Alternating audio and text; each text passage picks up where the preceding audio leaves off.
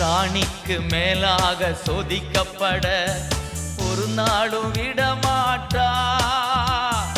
ராணிக்கு மேலாக சோதிக்கப்பட ஒரு நாளும் விடமாட்டா.